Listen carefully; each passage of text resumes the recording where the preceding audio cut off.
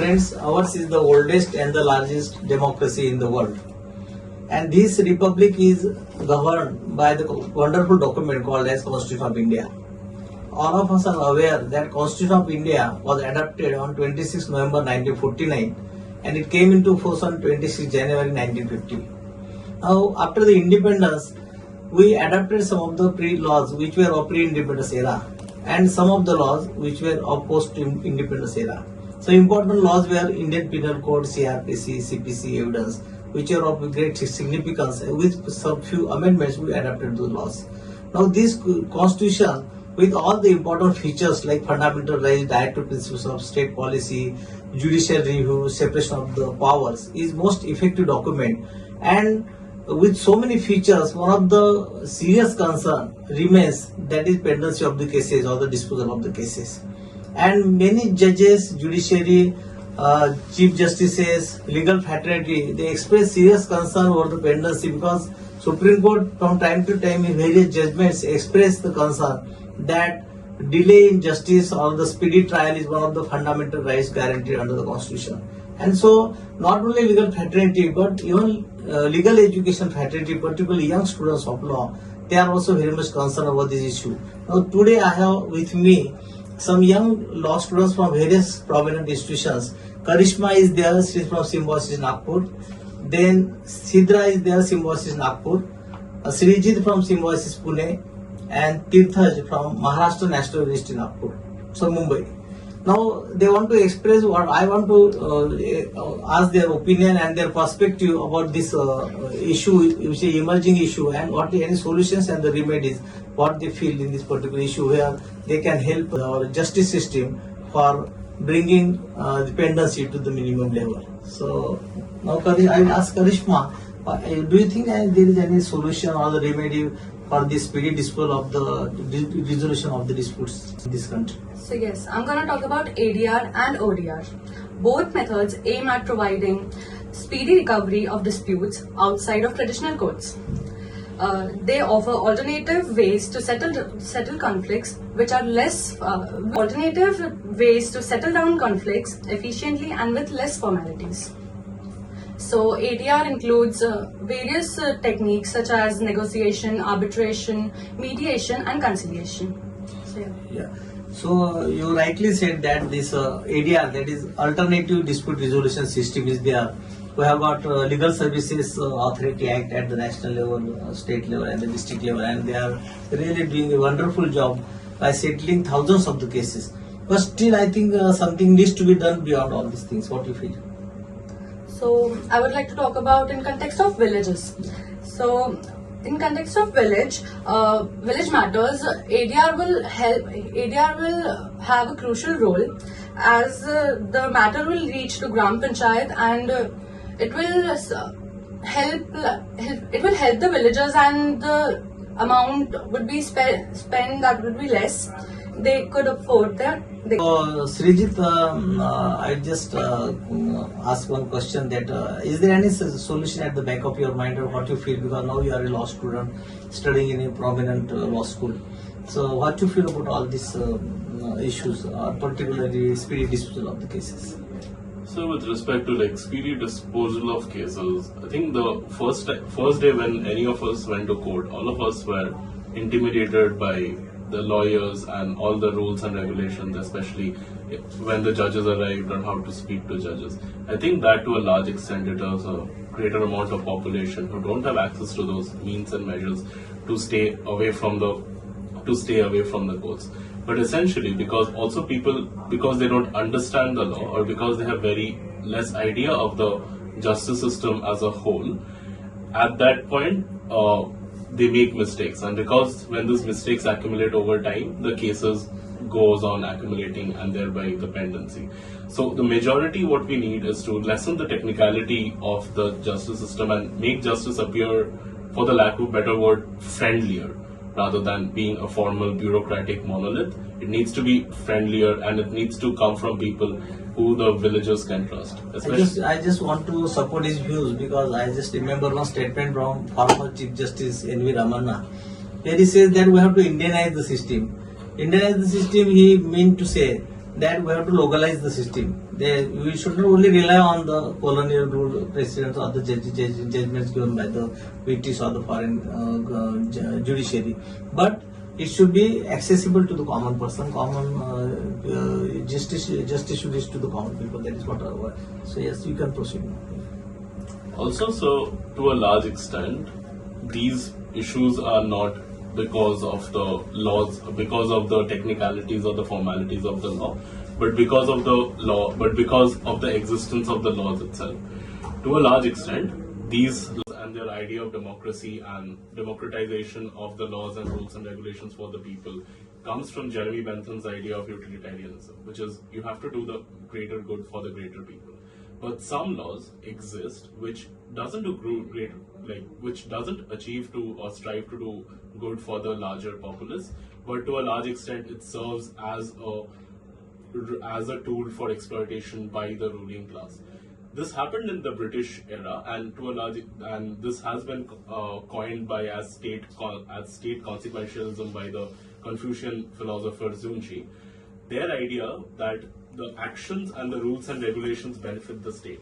For example, if we take certain laws, for example, the Public Gambling Act, which was essentially done by Britishers to increase their revenue at a time when the world was going through a recession, or at a time when collections from the Indian treasuries were an all-time low.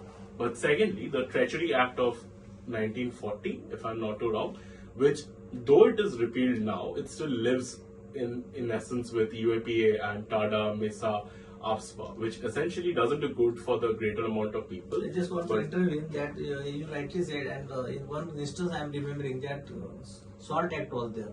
So during Dandi March, Mahatma Gandhi said that SALT Act was the law. It was a law actually enacted by the Britishers. But Gandhi used to say, that time said, that law which is not a just law, it is not a law in my eyes, or it is not a law in people's eyes. So how you can say there is a law which can be legal and enforceable, but law may not be just law? And I think comments from your side.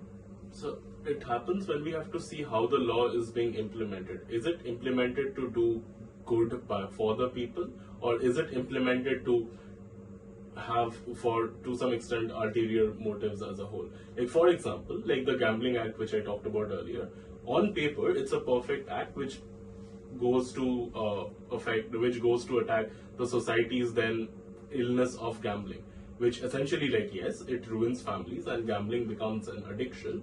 But the reason that this act was used to a large extent was because the Britishers wanted more money out of the Indian coffers. At that point, even if the law is good, the implementation done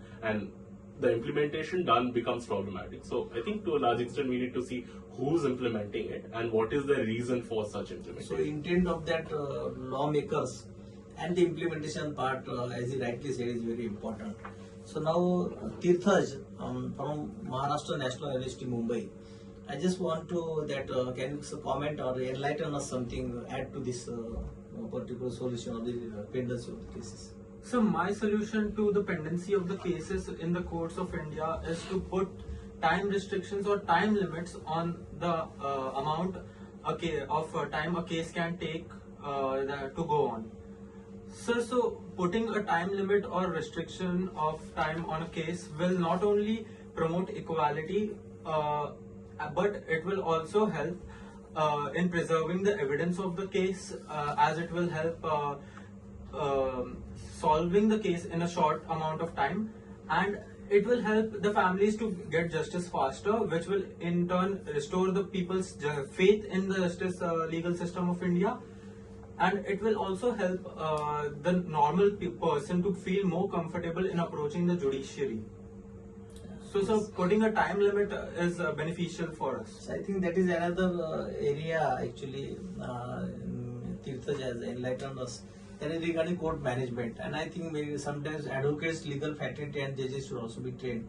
Another area of the court management. So because no limit for filing the cases or disposal of the cases or the number of the pages.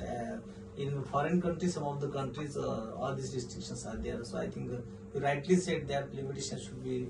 Yes, there should be time limit. This also leads to lawyers taking extensions and great amount of time adjournments to their use, which only delays the system, and it also brings up the cost of the trials, which is not affordable to the most of the population as a whole. Correct. Because considering the Indian circumstances and the exigencies in this India, poverty of the people, literacy of the people, I think we have to this reformation and the idea opinion expressed by Tirthaj, I think it's very much worth mentioning. Now we have got Sidra from Symbiosis Nagpur, and Sidra, do you have anything to say about all this? Any solution for speedy resolution of the disputes? Disputes will be bound to be there, but we were considering the population and the pendency. Is there any way out? What you feel? Sir, according to me, virtual courts will help a lot in speeding up for the recovery of disputes, as virtual courts is all about increasing justice to the normal people.